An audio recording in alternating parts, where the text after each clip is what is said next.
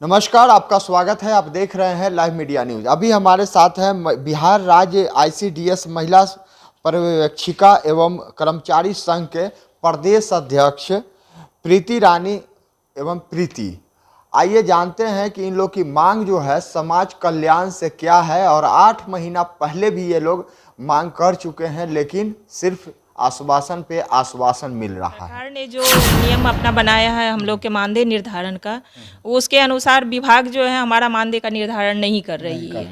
हाँ जी, इसके लिए आप लोग की मांग क्या है? जब नहीं कर रही है तो फिर आप लोग क्या चाहते हैं? कि जो सरकार ने नियम बनाया है मानदेय निर्धारण का, हम लोग उसके पात्र हैं, हम लोग उसके योग्य हैं और विभाग हमारा मानदेय का निर्धारण पुनर्निर्धारण जो है वो नियम संगत तरीके से करे और मतलब जल्द से जल्द करे। इसके लिए हम लोगों ने पहले भी आंदोलन किया था।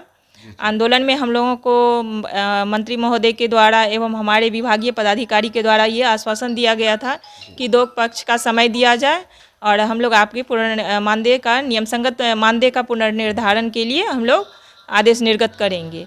लेकिन लगभग 8 महीना बीत जाने के बाद भी हमारे मानदेय का निर्धारण नहीं किया गया है। इस मानदेय का पुनर्निर्धारण का किसी प्रकार का आदेश अभी तक निर्गत नहीं किया गया है। अतः सभी कर्मी हम लोग बाध्य होकर के जो है इस आंदोलन में बिहार राज्य आईसीडीएस महिला पर्यवेक्षिका एवं कर्मचारी संघ के बैनर के तले ये हम सभी कर्मी जो है कल से आंदोलन पर बैठेंगे। कल से हमारा 24 तारीख से 28 तारीख तक का एक चरणबद्ध आंदोलन है। जो मैडम, आप आंदोलन पर क्यों बैठेंगे? माननीय नीतीश कुमार तो कहते हैं कि सम्मान देते हैं, प्रतिष्ठा हम लोग को बढ़ाए हैं, महिलाओं को आगे बढ़ाने का काम करते हैं, फिर भी आप लोग इतना नाराज हो करके आंदोलन पर क्यों बैठ रही हैं? हम लोगों की नाराज़गी जायज़ है। हमारे माननीय मुख्यमंत्री महोदय हमेशा महिला सशक्तिकरण की बात करते हैं और देखा जाए तो इस विभाग समाज कल्याण विभाग के बाल विकास परियोजना अंतर्गत जो महिला पर्यवेक्षिका सभी महिला ही हैं।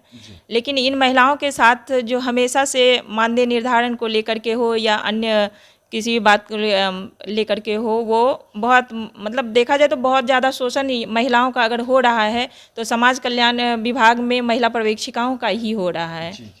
हम लोग अस्थाई पद के विरुद्ध जो है हमारा संविदा पर नियोजन हुआ था 2011 में।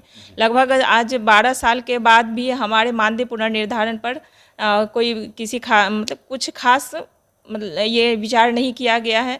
10 साल के बाद 2019 में हम लोगों का 12,000 से 23,000 मानदेय किया गया।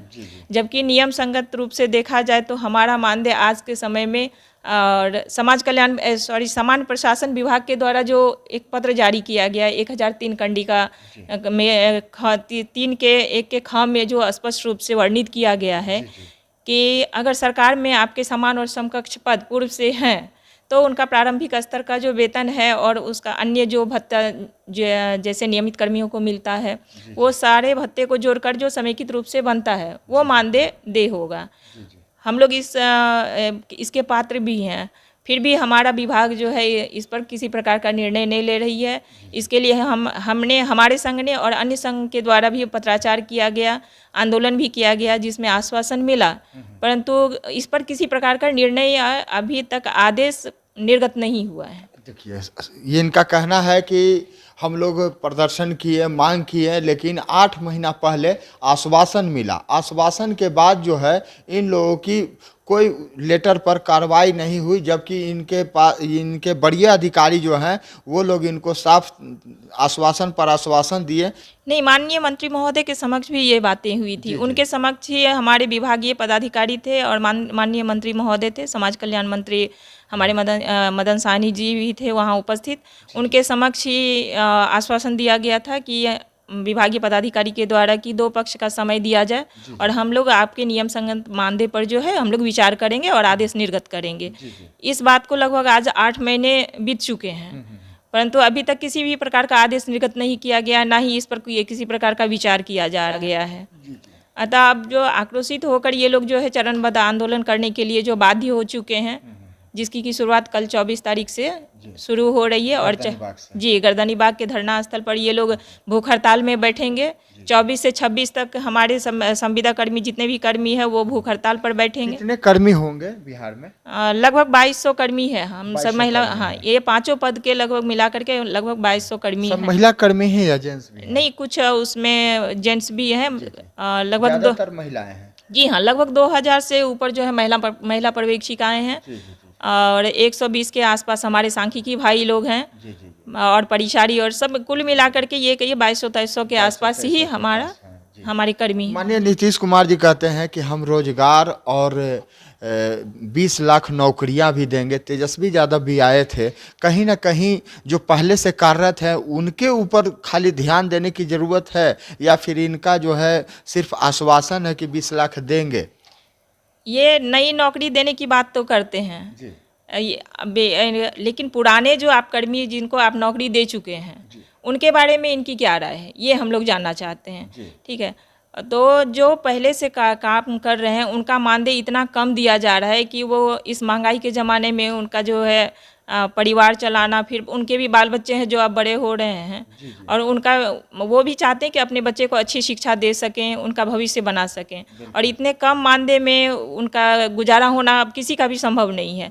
तो मेरा माननीय मुख्यमंत्री महोदय से ये कहना है कि जिन कर्मियों को पहले आप नौकरी दे चुके हैं, पहले उनके बारे में सोचें, फिर नई नौकरी देने की बात है तो ज़रूर दें, अवश्य दें, क्योंकि हमेशा नया नौकरी देना अच्छी बात है। वो जो नौकरी देने की बात करते हैं अच्छी बात है, लेकिन जो पूर्व से आपके अंदर काम कर रहे हैं, जो कर्मी कर रहे हैं, वो जो शोषित हो रहे हैं, तो पहले उस पर थोड़ा सा ध्यान देने की ज़रूरत है।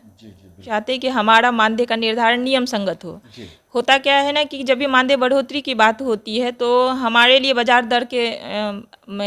दर के अनुसार जो है मानदेय का निर्धारण कर दिया जाता है। उसका कोई कैलकुलेशन नहीं होता है, कोई ये नहीं होता है, जो भी मन में आया बस वो मानदेय का निर्धारण फिक्स कर देते हैं बाजार दर के अनुसार। जी, उस बाजार दर में आज के समय में वो बाजार दर भी नहीं है। महंगाई इतनी बढ़ चुकी है कि उतना कम मानदेय में कुछ मतलब गुजारा होना तो अब नामुमकिन ही है। और सबसे बड़ी बात यह है कि जब हमारा पद, ये जो पांचों पद की बात हम कर रहे हैं, ये पांचों पद जो है सरकार के बनाए हुए नियम के पात्र हैं। तो फिर जब हमारे सरकार के नियम के बनाए हुए नियम के पात्र हैं हमारा ये पांचों पद, तो फिर इसमें उनको मानदेय निर्धारण करने में कहीं कोई कठिनाई होनी नहीं चाहिए थी। यानी कि आपका कहना है कि जो मानदेय बनाया हुआ नियम के पात्र से, उसी पात्र से आप लोगों को वेतन नहीं मिल पा रहा है? जी नहीं, जी बिल्कुल यही कहना चाह रहे हैं कि जो निर्धारण किया गया नियम संगत मानदेय हम लोग का बढ़ोतरी कर दें, और जो हमारा बनता है आज के समय में अगर हम लोग अपने निर्धारण करते हैं, जो कंडिका ख जो काढ़ा समान प्रशासन विभाग के द्वारा, ये सरकार का बनाया हुआ ही ये पत्र है। समान प्रशासन विभाग एक जो नियम बनाती है वो सारे विभाग के लिए होती है। और इस मंच से हम ये भी कहना चाहेंगे कि हमारे निदेशक महोदय इस नियम के अनुसार स्वास्थ्य विभाग में 35 पद को ये मानदेय निर्धारण करके दिए हैं। 35 पद में दिए हैं? जी बिल्कुल, स्वास्थ्य विभाग में हमारे निदेशक महोदय 35 पद को ये मानदेय का निर्धारण करके आए हुए हैं, जो नियम संगत है। फिर हम 5 पद को क्यों नहीं, वो हम 5 ही पद हैं जो हम लोग इसके पात्र हैं, तो इस 5 पद के लिए क्यों नहीं वो सोच पा रहे हैं? जो कि हमारी मांग है, हम उसके पात्र हैं। जी बिल्कुल। तो अब सरकार से आपकी मुख्य मांगे अब क्या रह गई है? हमारी मुख्य मांगे हैं कि जो महिला सशक्तिकरण की बात सरकार करते हैं उस पर थोड़ा सा ध्यान दिया जाए। हम भी इस विभाग में सारे महिला कर्मी ही हैं। अभी आप देखेंगे कि संविदा कर्मी के विशेषावकाश को जो है रद्द कर दिया गया है, जबकि हमारा रद्द कर दिया गया है? जी बिल्कुल। अभी वर्तमान में एक पत्र आया है वो जिसके अनुसार कि संविदा कर्मी के विशेषावकाश को रद्द कर दिया गया है। अब सोचने वाली बात यह है कि एक नियमित कर्मी जो 2 दिन का विशेषावकाश उसके लिए मान्य है, और सेम परेशानी के लिए हमारे संविदा कर्मी का जो 2 दिवसीय जो विशेषावकाश था उसको रद्द कर दिया गया है। ये कहाँ का नियम है? दोनों कर्मी तो महिलाएं ही हैं। जी बिल्कुल। जितनी परेशानी एक नियमित कर्मी को होती है उतनी परेशानी संविदा के महिला पर्यवेक्षिकाओं को भी होती है, महिलाओं को भी, संविदा की महिलाओं को भी होती है। तो फिर ये समझ में नहीं, यानी कि दोनों को 2 नज़र से देखा जा रहा है। बिल्कुल एक नियमित कर्मी को और एक संविदा कर्मी को बिल्कुल सौतेलापन का व्यवहार किया जा रहा है दोनों के बीच में। अगर आज हम अपनी बात करते हैं तो देखिए कि हमारे समकक्ष जो नियमित कर्मी है महिला पर्यवेक्षिका, उनका मानदेय जो है 80+ है, 80,000 से अधिक ही बनता है, ठीक है। और एक संविदा कर्मी को 23,000 दे रहे हैं, आप समझिए कि 1/3 भी आप हमें नहीं दे रहे हैं।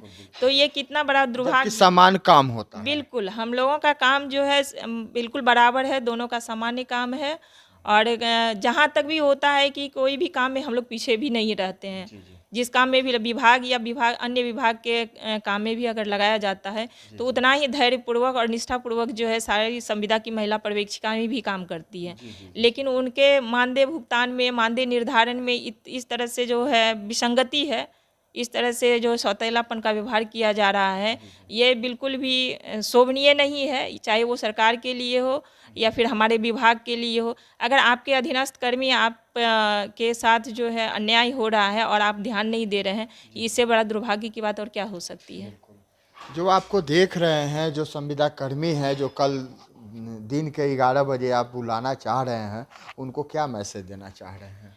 उन सभी संविदा कर्मी को कहते हैं, मेरा ये मैसेज है, वो ये संदेश देना चाहते हैं कि जो आंदोलन का आगाज़ किया गया है उनके हक के लिए, हमारे हक के लिए जो इस आंदोलन का आगाज़ किया गया है, उसे अंजाम तक पहुंचाने के लिए बिहार के कोने कोने से सभी संविदा कर्मी, ये 5 पद के जितने भी संविदा कर्मी हैं, इस मंच पर आवें और इस आंदोलन को सफल बनावें।